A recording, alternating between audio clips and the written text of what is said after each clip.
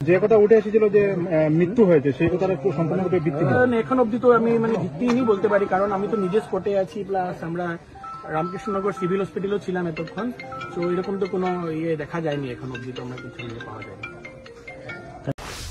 না, আজকে আমরা সাধারণত 10-12 হাজার লোকের ভক্তদের সমাগম দেখতে পাই, কিন্তু আজকের দিনে 50 থেকে 60,000-এর অধিক লোকেরা এসেছেন।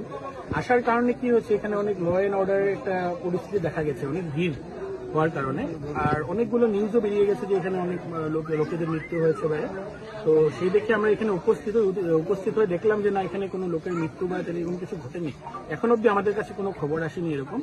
আর আমাদের বাবার সাথেও আমরা এখানে একটা আলোচনায় মিলিত হই, আর আমরা ওনাকে অনুরোধ জানাই যে 3-4 দিনের জন্য যদি আমাদেরকে উনি অল্প সময়সীমা বেঁধে দেন, এই সময়সীমার মধ্যে আমরা নতুন গাইডলাইন কি করে আমরা ভক্তদের সমাগমটাকে আমরা সুন্দর শিথিলভাবে পরিচালনা করতে পারি।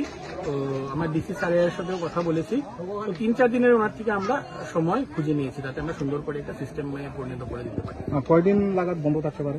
3-4 দিনের আমরা আশা করছি যে 3-4 দিন তো বন্ধ থাকবে আমাদের, যতক্ষণ না সিস্টেমটা শিথিল হচ্ছে। তো 3-4 দিনের জন্য আমরা এটা সমাগমটা বন্ধ রাখার চেষ্টা করছি। তো যে কথা উঠে এসেছিল যে মৃত্যু হয়েছে সেই কথাটা একটু সম্পূর্ণরূপে ভিত্তিহীন। এখন অব্দি তো আমি ভিত্তিহীনই বলতে পারি, কারণ আমি তো নিজে স্পটে আছি, প্লাস আমরা রামকৃষ্ণনগর সিভিল হসপিটালও ছিলাম এতক্ষণ।